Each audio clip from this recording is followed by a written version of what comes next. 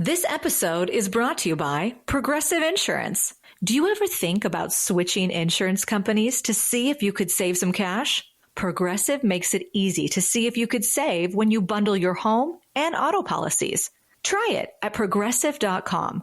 Progressive Casualty Insurance Company and Affiliates. Potential savings will vary. Not available in all states. Welcome to the No Guilt Mom podcast. I am your host, Joanne Crone, and today we're going to dig into those overreactions you think you have. I want to put it in quotes though.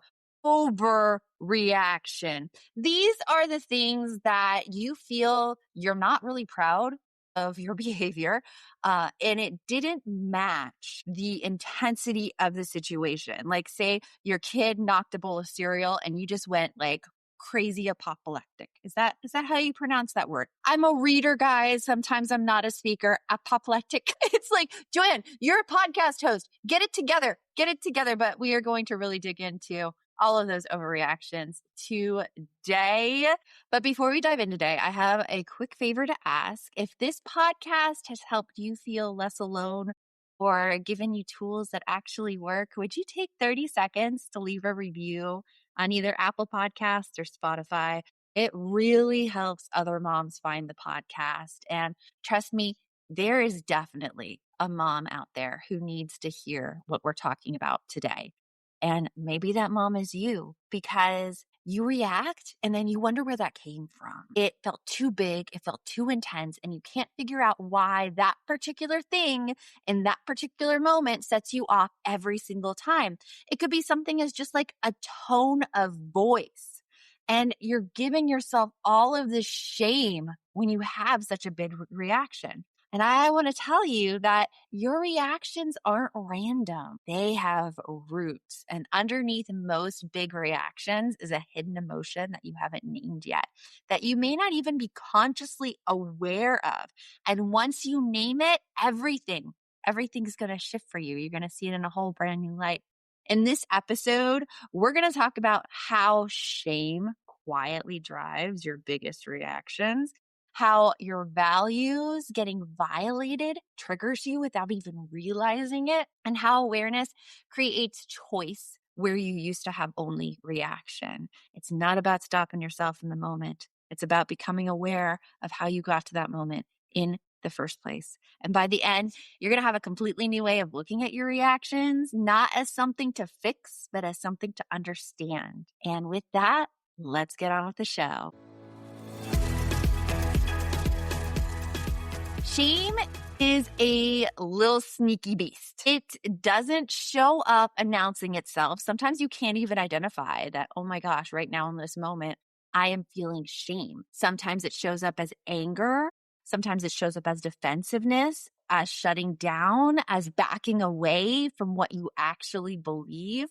And if you don't know that it's there, you can't do anything about it. I want to tell you a story about a working relationship that I had where there was this constant conflict over and over and over again. And every time there was a disagreement, I was the one to back down. I would shrink. I would tell myself that I was asking too much. I had too big of expectations. Not everybody works the same way I do. And I was wrong expecting that. I was in a leadership role in this working relationship, so you can imagine how damaging that sort of self-talk is. I'd been led to believe that somewhere along the way that I could do things faster than other people, and because of that, I shouldn't expect others to keep up. And I really internalized that. And I think a lot of people may feel the same way. If you feel like you can grasp certain things quickly, and it really depends what it is. I'm not like this with everything, but when it comes to my work, usually I can make connections very, very fast in my work and know that, okay, well, we could do this, this, and this, and this will make this easier. And it's like a bing, bang, boom, that sort of thing. And I believe that was not a benefit, but rather it was something that made me other and something that I should try to hide because it made other people feel bad and feel small. It mean, how many times in your life have you hidden something that you could actually do because you didn't want to show that you were bragging in any way, or you didn't want to make others feel bad? That is a very, very feminine thing to do. And like, it is not wrong. It's not wrong that it's feminine. It's not. It's just what we have been taught and how we've been taught to behave as women. That's what I mean by it. But it also kept silencing my own authority. I kept making myself smaller to make the relationship work. I kept expecting less. And all of this created this constant low grade anger in me. Like it was this reactive pressure building underneath the surface, because what was really happening wasn't the conflict in the moment at all. It was all about my shame. It was about my shame of being too much, of being too bold, about taking up too much space and being the one who could solve the things. And here's what I know now. If I'm around the right people, other people will rise because they're in the room with me. Like I've been that person, the person who inspires, the person who influences their friends, the person who elevates other people around her. I did that when I first decided to run a marathon when I was 24. All of my friends told me I was crazy. I was crazy. And then who started running marathons like a year later? All those friends, because I got to tell you, the light and the strength that you have and the talent, that is nothing to shy away from. That is something to put out there in the world so that you can inspire others to do the same. And that is something that I myself look for when I'm around groups of people. I want to be in the room where I am not the smartest or the most talented in the room. It feels good to be in those positions, and it feels kind of like tricky too because of what I just discussed. But I want to be able to grow and rise to the occasion and to learn new skills and to mess up. And if someone is telling you right now that you are too much, it's not the right relationship. And the sooner you accept that, the sooner you can stop shrinking and you could show up fully. Because I couldn't see any of that in the moment because my shame was running the whole show. That is how it shows up. If you feel yourself shrinking right now, if you feel yourself having the same argument over and over, that could be happening for you too. Money is a big issue that triggers this. If right now you feel like you don't have a good handle on your finances and it is causing all of these fights with your partner, you bring it up to your partner, hey, I think we should be saving money here, here, here. And they kind of brush you off. And they're like, no, I think we're good. I think it's all good. Like you want to get your finances on track. You want to just understand it, but you feel like you're getting shut down. And then you get disproportionately upset, way more than the conversation seems to warrant. When you dig a little deeper, maybe with some reflection, maybe with some reading, maybe with a conversation with someone you trust, you realize that there's a bit of shame underneath. There's this shame underneath. There's this you telling yourself by way of your Bob, which we like to call it in the No Guilt Mom inner circle. It's that inner voice that tries to keep you safe. Your Bob is telling you that you don't know how to manage money, that everybody knows how to do this better than you, and you should have learned this years ago. And now you just have to hide it from everyone that you have no idea what you're doing. Like that's what Bob tells you. And if the voice of that Bob was a little too uncomfortable for you, just know that like so many people have that same voice in their head. You are not alone there. You're not alone. And your reaction isn't really about the budget. It's about that shame that you haven't named yet. Shame is almost always underneath those reactions that feel way too big and way too explosive. Not always, but often enough that it's worth asking, is there shame here that I haven't named and I haven't figured out yet? Because once you name it, you have power over it. Now, coming up next, we're going to talk about how your values may also be causing your huge reactions. Okay, real talk. I have approximately 47,000 photos on my phone. I wish I was joking. And every year I tell myself, this is the year I'm going to do something with all of these memories. And then I don't. Because who has time to sit there arranging photos into layouts for hours?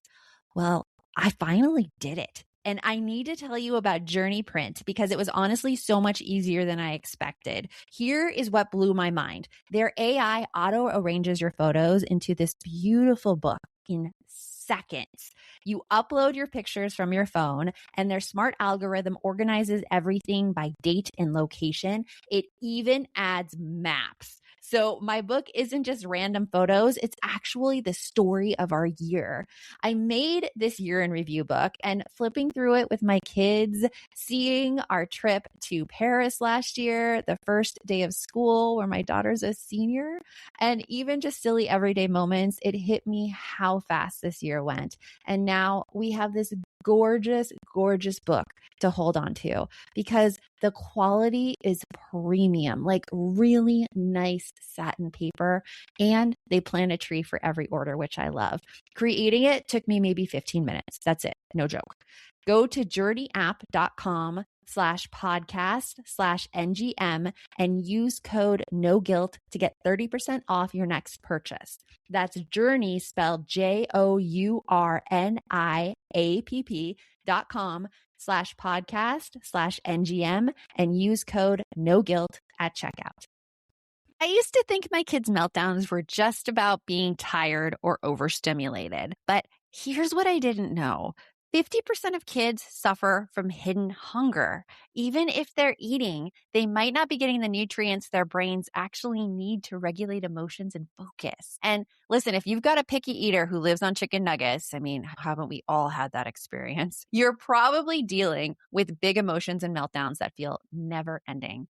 That's why I'm obsessed with First Day Daily multivitamins. They're designed specifically to fill those nutrient gaps, and they work for the whole family. I take the women's multivitamin, and honestly, they're so tasty, which really, really matters to me because if a vitamin doesn't taste good, I forget to take it. But First Day, I actually look forward to it. What I also love is how transparent they are. No added sugar, no artificial dyes or crushed bones. Yes, that's a thing. Just 9 essential vitamins and a blend of 12 organic fruits and veggies. It's like sneaking in 1.5 cups of spinach and 5 cups of broccoli into 2 gummies.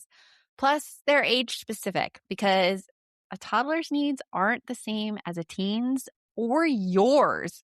For a limited time, our listeners get up to 57% off and a free gift with code NGM at firstday.com. That's up to 57% off with code NGM at firstday.com. And please tell them No Guilt Mom sent you.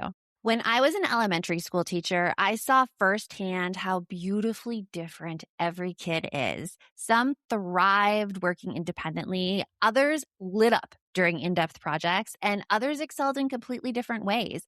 And the best part, when kids get to learn in the way that works for them, amazing things happen. And that's exactly why so many families are turning to K-12 powered schools. These are tuition-free, online accredited public schools for kindergarten through 12th grade. And if the traditional classroom isn't a perfect fit for your child, K-12 can help them thrive. K-12 knows that every student learns differently, whether your child needs more flexibility or an education that's more personalized. K-12 will give them the support they need. Students learn at their own pace with curriculum tailored to meet their goals, needs, and interests, all taught by state-certified teachers who are trained in online education with hands-on, innovative technology that makes learning interactive. K-12 has more than 25 years experience helping students gain the skills they truly need to thrive in the future, and it could be perfect for your child too. Join the more than 3 million families who have been served by K-12 and empower your student to reach their full potential now. You can make the switch at any time. Go to k12.com/NGM today to learn more. That's the letter K, the number 12.com/NGM. K12.com/NGM. Here's another hidden driver that most people never talk about. It's your values. When something goes against what you deeply believe in, your body reacts hard. Now, I don't know about you, but I was taught growing up that your values had some kind of moral standing with them. It was always associated with church for me. Like, I grew up in the Catholic Church and I went to Sunday school and we talked about morals and values and like treating people kindly. And that was wrapped up in family values. And it becomes a really uncomfortable kind of moral mess. And this is not what I'm talking about values, because values can be something simple as like connection with other people that you value. You can value your family. You can value learning. You can value growth. You can value adventure. We were having a discussion in the No Guilt Mom Inner Circle this morning about how one person's child values fun. And I'm like, oh my gosh, I would love to value fun and put fun like ahead of everything else. I feel like life would be a little less complicated if more of us valued fun, right? I can't speak for myself. That is not something I value, unfortunately. I wish I could. And it's one of those things where you can't easily change your values. Your values are really baked into you based on your past experiences. I can tell you that one of my big, big values is growth, like I mentioned earlier. And going back to that working relationship that I was telling you about, there was something else happening underneath all of my reactions that took me so much longer to see. Like, I didn't even realize this until I started writing long form journal entries about it. And these are great. Also, if you like have a hard time figuring out what's upsetting you, sit down with a piece of paper and a pencil and let like all your anger spew out on the page. I'm talking, use some curse words in there. Like, I'm not usually one who curses publicly, but on my page, I have it would be the most censored speech you have ever seen in your entire life. And that helps me get all of my emotions out of my head and actually see like what is really bothering me here. So something that I realized is that I do value growth, especially in my profession and how I run No Guilt Mom. I want to become better.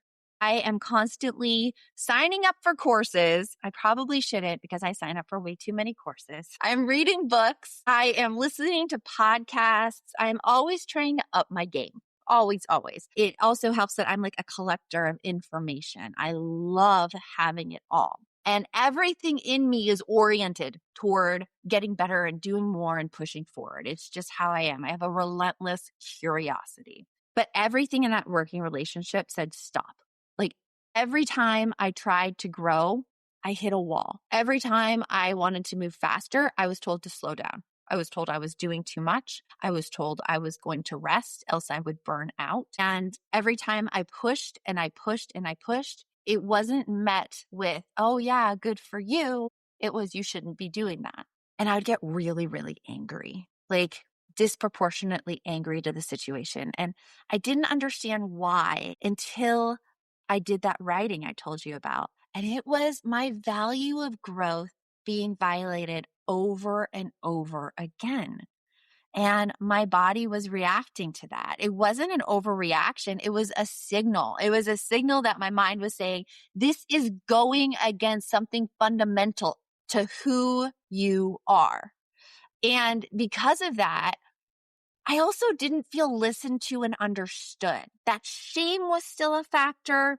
That going against my value of growth was a factor. And it made it very, very hard for me to stay calm, to stay happy, to address things with the care and consideration, because I myself felt that I wasn't being addressed with the care and consideration.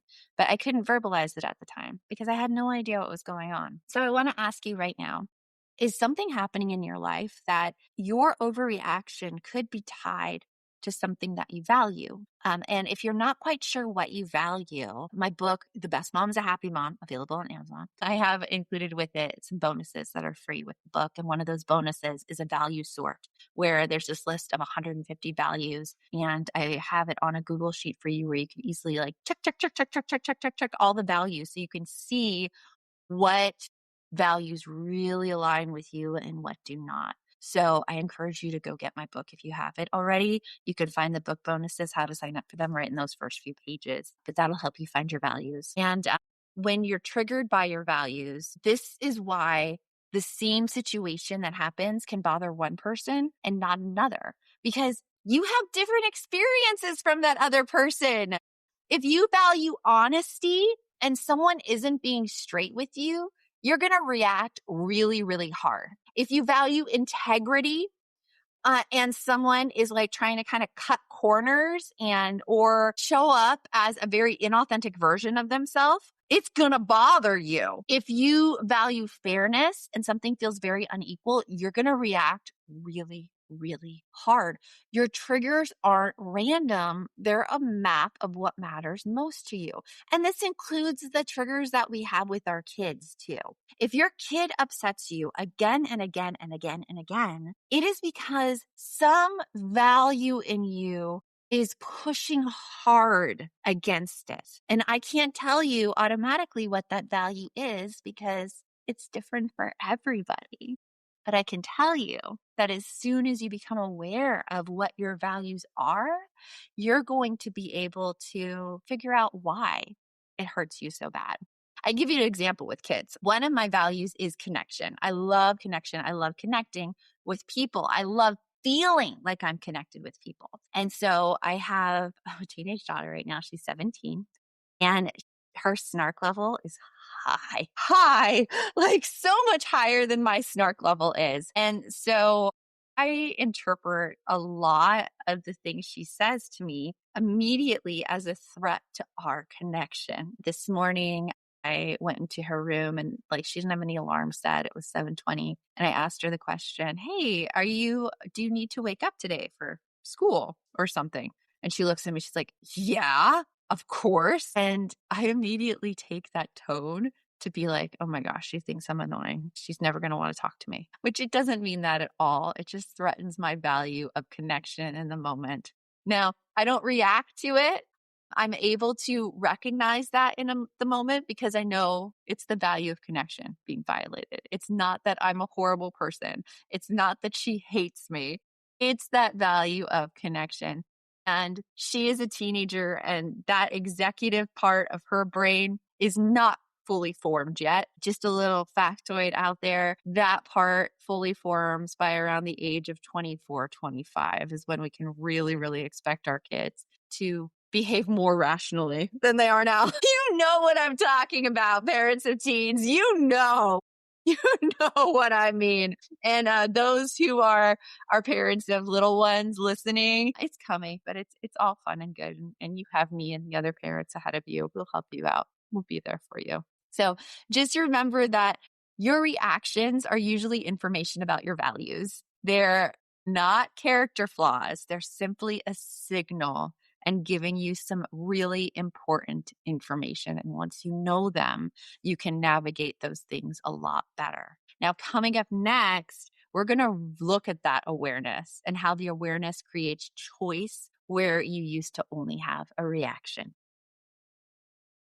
Here's the thing about shame and values. Remember, they operate in the dark. You don't know they're there until you start seeing yourself blow up again and again and again and again. And when they're unnamed, they run you, they make your decisions, they drive your reactions. But the moment you become aware of them, you step back into control. Something that I write about in my book, The Best Mom is a Happy Mom, is a huge fight that I had with my sister. She pushed one of my shame triggers deeply, and I pushed hers as well. What happened was I knew I was kind of getting on her nerves the entire weekend. Like she was just giving me very, very short responses, very curt, wouldn't give me much explanation into things. And so it all came to one moment where she was giving my daughter advice on something that I just didn't agree with. I didn't agree with the advice. And so being the older sister I am, I'm 7 years older, I turned to her and I'm like, that's not very helpful in this moment. She exploded on me. She's like, fine, I'm just going to take my kids and I'm going to go. And she stormed to our guest room where she was staying and she started packing up and shoving things in suitcases and everything. And I went over to that bedroom door and I'm like, hey, like, what's going on? And she told me, you always make me feel inferior. Do you see where this is going? Knowing a little bit about some of the triggers that I have now, the whole growth trigger, the connection trigger, the trigger that I feel like I shouldn't expect so much out of people, those kind of things. I responded very maturely, I might add. It wasn't mature. I said, no one can make you feel anything. Technically, it's true, but it was not a helpful comment in this situation. And with that, she's like, well, Joanne, you should go and get like your doctorate or something if you want to tell people what to do. And that she hit another big button I had with, in addition to me feeling like I am too much, I also don't feel like I have enough credentials to be as much as I am. Guys, it's really complicated in my head, and I would really appreciate it if you're listening to this right now, and if you can identify with this complication, please let me know. Please let me know if it's as complicated in your head as well, where you could be too smart and not smart enough at the very, very same time, because that triggered me. I yelled, F you! But I didn't say F. We're trying to keep this episode clean. And I slammed the bedroom door of the guest room. I then stomped to my front door. I opened the front door. I stepped out. There were no shoes on my feet. Like, I felt that cold cement under my feet as I like marched out of my house and turned down the street and on the sidewalk. I turned the corner past the stop sign until I realized, you know what? This is my house. I'm not leaving my own house. And then I stomped back inside and we had it out in a really, really big fight, like a 30-minute long fight before she left, slammed the door, blocked me on messaging, blocked me on all social media, and didn't talk to me for 3 months. It was a time. It was needed for me, though. It was actually needed for our relationship because at that moment, I didn't think I really did anything wrong. I didn't. I couldn't see her side of things. I thought she was really saw the whole situation wrong. And those 3 months for me were very, very tough. I did not like being shut out. I apologized a lot. I started to see that, hey, maybe in the way that I approach certain situations with my sister, and I'm not like, I say maybe, but I can tell you definitely in the way that I approach certain situations with my sister, I did make her feel inferior. I did. It was like my ultimate big sibling goal, which I wasn't consciously aware of as I should have been. But I saw that I did try to demean her. I did try to shame her. I did say things like, oh, well, she's doing this. Oh, how silly. Like, I did all those things. And it makes me feel rotten now. And that time, those 3 months, made me realize that I didn't. And as we connected right after Christmas, finally, I have to tell, we put our mother through hell with both of us fighting over the season. And like me being the like evil older sister, of course, it was all her fault because she was sticking to a boundary and refusing to speak to me. That's how I framed it. Poor me. My sister won't speak to me. Yeah, that was a little manipulative as well. I will admit to that now. But when we reconnected, I apologize for all those things. And I really, really hope I do make a conscious effort now not to act that way and to treat her like the adult she is instead of like my 7 years younger sister. So when you look at your reactions, there are definitely things under the surface that are driving them. And some of those things could be going on for years and years and years and years. And they have such a backstory that you don't even know where to begin. There is this great framework taken from a book, Crucial Conversations, and it's called the CPR framework. I hope that knowing this will help you figure out a little bit more about your triggers.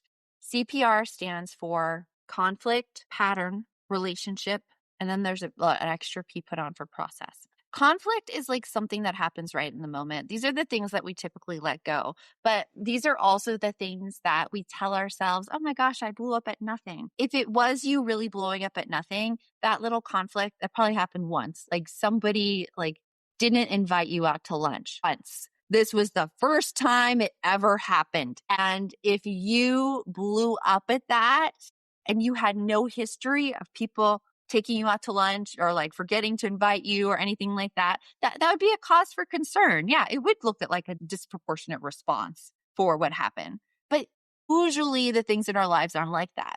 They're usually patterns where the same thing is happening over and over again in slightly different ways. And that is what we're reacting to. Or it is something in the relationship where it was with me and my sister, where there's this constant me kind of nudging her and trying to get her to go off the rails, where she then didn't trust being around me and didn't want to be around me. So when you look at it that way, is this the conflict, just one thing? Is it a pattern? Is it a relationship? You can kind of tell, well, if it's the relationship and then they do that thing again, yeah, they're going to blow up, of course. Now, that other P is the process. So for example, if you bring up this problem with somebody else and every time you bring up the problem, they blow up, then you can have this conversation about the process of the conversation, saying that hey, every time I try to bring this up with you, you get very, very upset with me. What's up? So that, I hope, helps kind of put it in perspective what your patterns are, and why you're blowing up the way you do and what your overreactions really mean. So in this episode, just to cap it off, we talked about shame and how shame may be lying underneath the surface. We talked about your values and how maybe your values are being violated and that's why you're having the overreaction. And then finally, we talked about what being aware of your reactions and those things underneath the surface, how that can really help you in the moment and how that can help you kind of figure out and make sense of the moment too. Thank you so much for being here today. If this one hit, please, I'd love to hear about it. Leave a review on Apple Podcasts or Spotify, or come find me on Instagram and DM me at No Guilt Mom to let me know. Next week, we're talking all about coming back to yourself, about self-compassion and emotional regulation and what that looks like actually in life. Until then, remember, the best mom is a happy mom. Take care of you. I'll talk with you later.